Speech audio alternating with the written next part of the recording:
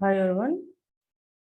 In today's class, we are going to learn decision tree algorithm. What it is? It is about general procedure to build a decision tree, or it is a decision tree algorithm. This decision tree algorithm is Hunt's algorithm.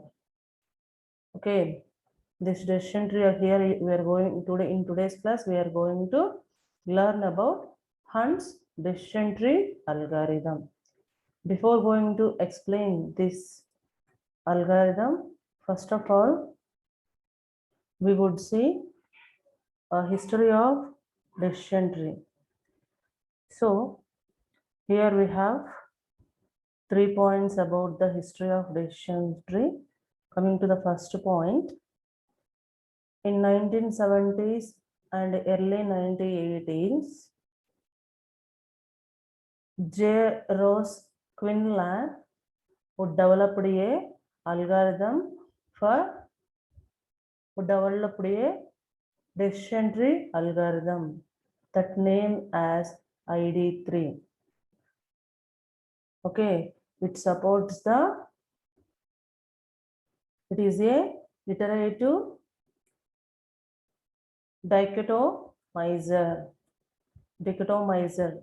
So this is the one of the decision tree algorithm. So which is developed or invented by J. Rose Quinlan. So he is a researcher in machine learning concept, right? This is in 1970s, in between 1970s and 1980s. Coming to second point, here the expanded on the earlier work. So expanded on the earlier work, which means ID3.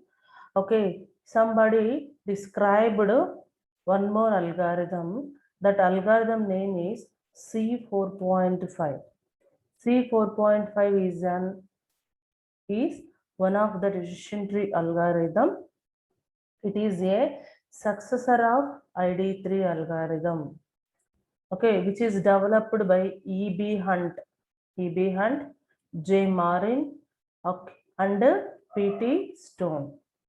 These are the three people developed C4.5, also called as Hunt's algorithm. Right? It is just a successor of ID3. And this algorithm is the benchmark for supervised learning algorithm. Okay, it is a benchmark for all supervised learning algorithms. Now, this C.54, C4.5 is also called as Hunt algorithm. Next, coming to third point, here in 1984, a group of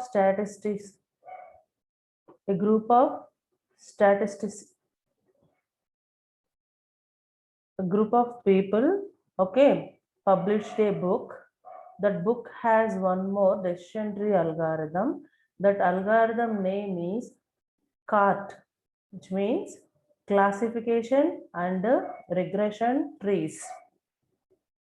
Classification and regression trees, okay, which is described by generation of binary decision trees.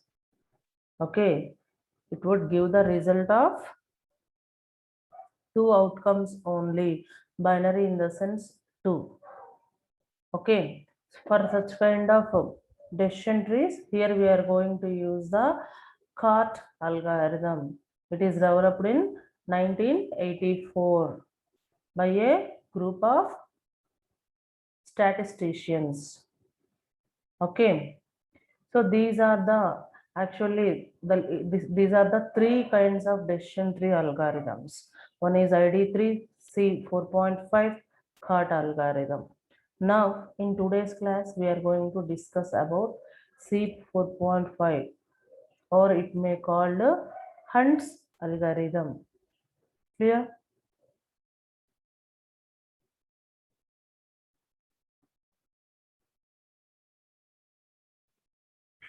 Right. Now, it is a general procedure. It is a general procedure to build a decision tree. If you want to build a decision tree, you should follow the below steps. Okay, this procedure is also called as Hunt's algorithm here, right? So, in Hunt's algorithm, a decision tree is grown in recursive fashion. In Hunt's algorithm, a decision tree is grown in recursive fashion by partitioning the training records into successively purer subset. Okay. Now we are going to construct a decision tree based on training set of data.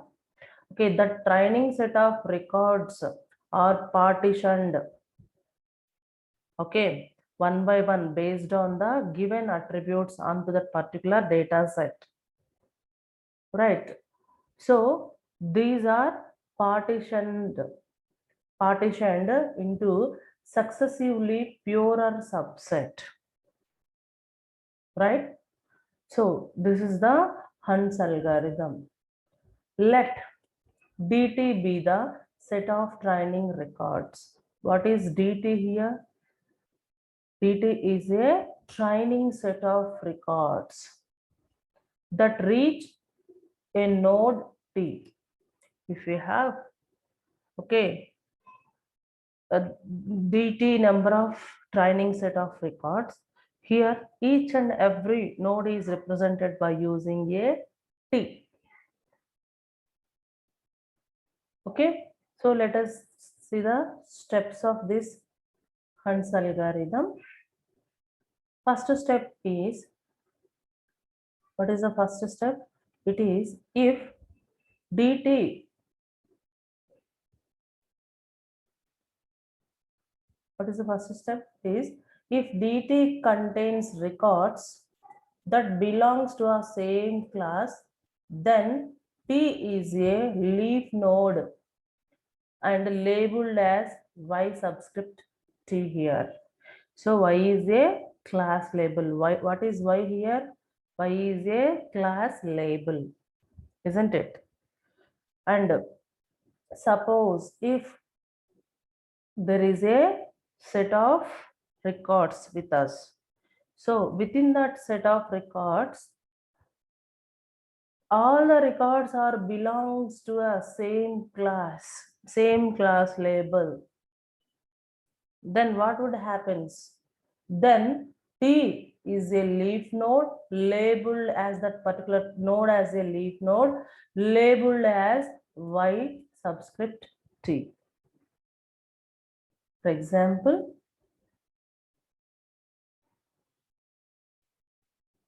okay, see this one. Here we have training data sets. If you'll observe the first data set, in this first data set, we have the attributes S name, S1, subject 1, subject 2, subject 3, and then result. These are the total attributes we have under a training data set 1. Okay, so S name is as usual names of the student A, B, C, D, E. Here I have 5 number of students information. So each student has subject 1 marks, subject 2 marks, as well as subject 3 marks. Now I am going to, okay, this is the result. Now this is the result is the class. This is the attribute which I am going to find out. So automatically this attribute is also called as class. The objects under these attributes are called the class labels. Pass is one, okay, class labels. According to the first point, if you will observe one table, if you have one table of data with you, okay, so within that table, the data objects of the table all are belongs to a same class. So these are all belongs to a same class, that the class label. That class label is pass. I have 5 number of records. 5 number of records are belonging to a single class. Single class label. Sorry, single class label, right? So then what you have to do? You have to represent this is the final pass is the final class label. This is one node. That node is pass. Okay, T. That would be represented by using T. So that node, within that node you should write the pass. Then this is the final node, leaf node for this total data. Right? Only you have one node for result. Isn't this is the result? For this result, you have only one node here. That is pass. Okay. If the training data set DT has single class label, then that class label is called a leaf node, as well as this is the final representation for this table. This is the first point. And coming to the second point, what is the second point here? If DT is an empty set, then T is a leaf node labeled by the default class YD. Okay, if DT is an empty set, okay, then you should be represented default class within that empty set. For example, observe the second table. If you see the second table, so this is this table, this training date, this table has nothing is there for calculation, isn't it? These are all empty. So which means if you have only the S names, student names, but till now you don't get any kind of results for them. Assume that. Assume like that. Then what you have to do? Nothing is going to do. So represent one node, and this is the only final node. You may say nil or something default. Okay, not no results are not came till now, or nothing or nil. You may represent this node by using some default value. You may write nil also. This is the second procedure, second step. If you will find the table is empty, that DT is empty, then that root node is also called as a leaf node.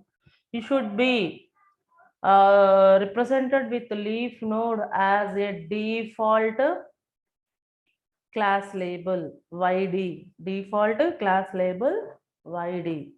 So this here I have represented by using nil. This is the second case.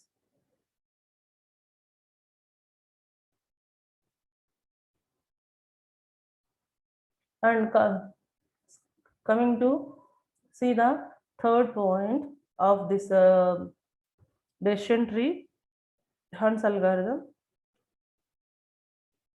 If DT contains records that belongs to more than one class, if DT contains records that belongs to more than one class, then perform the below two steps. What are the two steps? Okay, use an attribute test to split the data into smaller subset.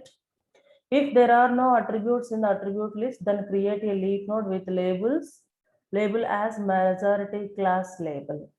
Okay, so these are the 2 points under the 2 points under a third one, right? If you will observe this third table, what is this third data set? Training data set. This third training data set has more than one class label.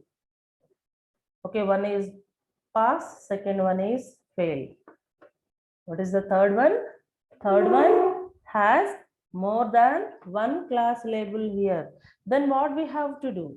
We have to perform two more steps. If you can find this kind of data in your table, then we should go for two steps.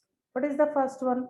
First one is choose the attributes, okay, to perform a test. Now I'm going to take one S1. So S1 marks are greater than, assume 26. Then that particular students may pass for S1. Okay, this is the condition I have written. Okay, if yes or no. If yes, okay, go for checking the second subject.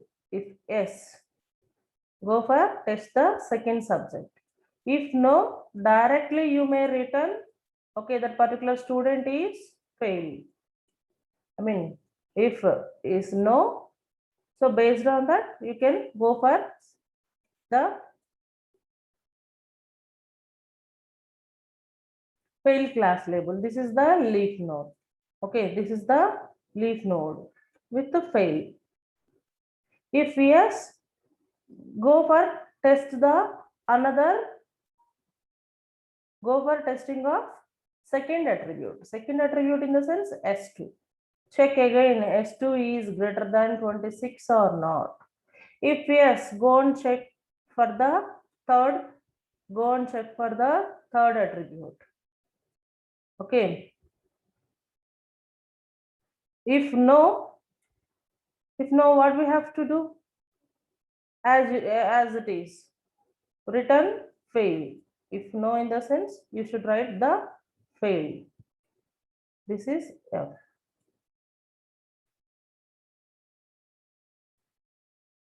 If say no condition, S2 is greater than 26 again, greater than or equal to,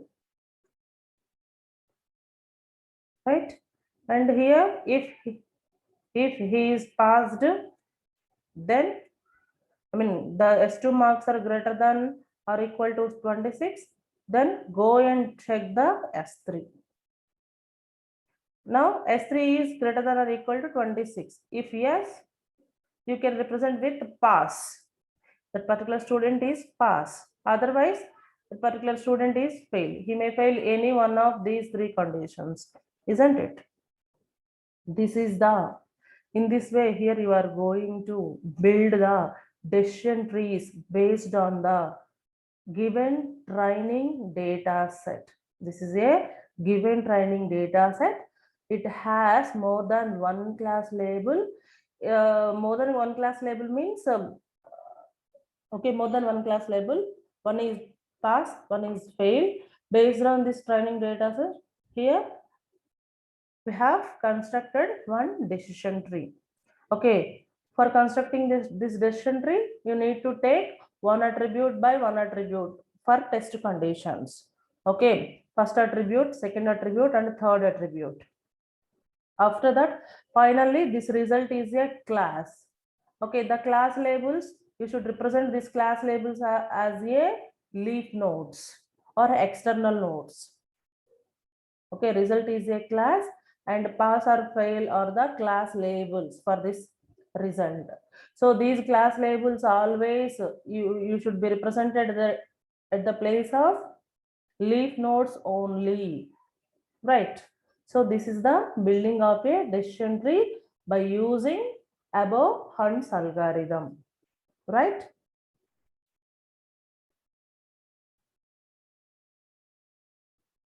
And finally, if you'll see the fourth point, what is this fourth point? Recursively apply the procedure to each subset. Here you need to apply the procedure for these number of steps for repeatedly until the completion of the attribute into that particular data set. This is the general procedure, right? General procedure of Hunt's algorithm.